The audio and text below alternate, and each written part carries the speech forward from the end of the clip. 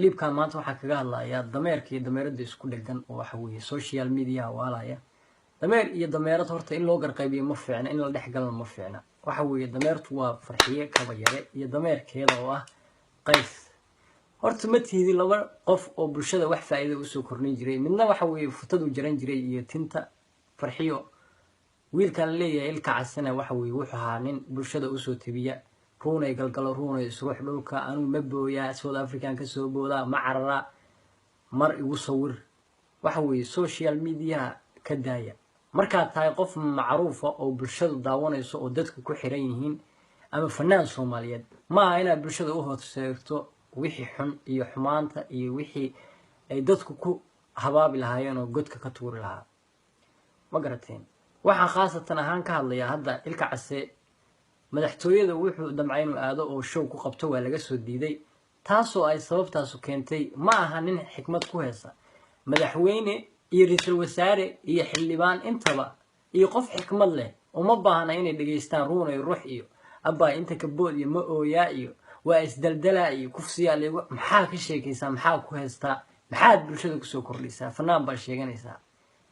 meeshan waxa weeye gabdho lama dheelaayo lama joogo Yurub iyo Maala yacni Soomaaliya runta laga rabaa hadii Muqdisho lagu soo dhaweeyo dhowr gabnood ku ruuxeen qol lagu soo xiray walaalo noojaas lagu yiri halaad madaxtooyada hana kama sayrin dadka sharafta leh xikmada ku heesa oo lagu sharfay laguna soo dhaweeyay madaxtooyada Soomaaliya farxiye kaba yaraan ka hadlaya farxiye kaba yare waxa weeye adiga ilka case mana cayn kartid mana waanin kartid maanta marka toosantaa qof waanin kartaa ama qof la hadli kartaa adigii baa u baahan waano adigii baa gabdhihii Soomaaliyeed 10 Soomaali inta iska dameysiisid adoo jeegada iyo futada ku xiran iyo suweel qaba hor istaagay ku horneekinay yaa ku yiri qof baad burush ka daba qaadan kartaa yaa ku yiri qof baad ka hadli kartaa naftaada wanaaji adigii baa wanaag u baahan adigii baa dib celin iyo dhaqan celis u baahan gurigaaga soo habay adigu is soo taag naftaada soo sax markaad sideedoo kale u jaran tahay yaad waaninaysaa noocana tahay waan ku daareynaa nooca tahay aad u bahalkayso ma garatay haddaan ku daareynaa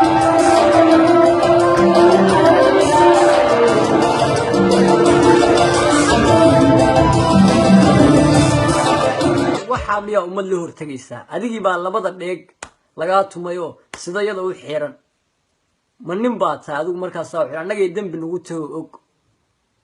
ilaahayna hana soo hanuuniyo laakiin gabar Soomaaliyeed baa tahay fanaanad Soomaaliyeed baa tahay hooyo Soomaaliyeed baa tahay ma aha ina bulshada u horseedo adoo futada kor u taagay fankana kuma jirtido fanaanad ma batid laba heesood baad leedahay oo hadba meel lagu qaadayay adiga halkaas aan kaaga baxayna inaan kugu dheeraano ma rabno maamo Soomaaliyeed baa tahay waxaan ku leenahay adigu waxba cidna hawaanin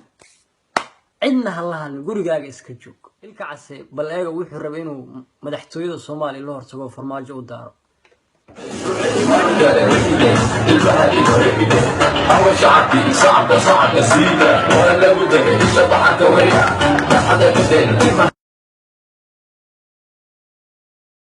بوم iyo ruux iyo waxaas bal ilaahay baan inuu ku dhaarshay qofka dhageysanaya yuu yahay ma qof weyn ba maanta ruux iyo qof isgadinay loola imaan lahaa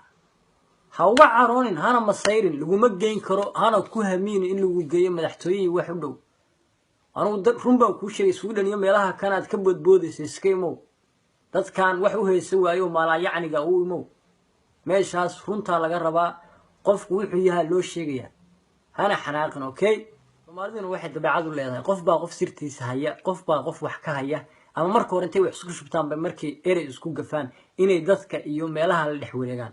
hadduu ma dhaleys yahay iyo haddaad faraqnimo ku dhashay labadiina idinkaas ogo iswatay marka horena isfaanin jiray marka hore dabada isku watay awalba laba dameer iyo waxa weeye dhigihiisa ahaydeen bulshada aan soo dhexgelina waxa kanaad wadaan dadkan Maala yacniga oo in dhex rooraya hebel waa sidan labaduba waa laba xayawaan laba doqon way qof faa'iido leh oo waxay leeyihiin labadoodaas ma jirto fanaaniinta Soomaaliyeed waxaan ka codsanaynaa awal murti iyo madadaal aad ku heesi jirteen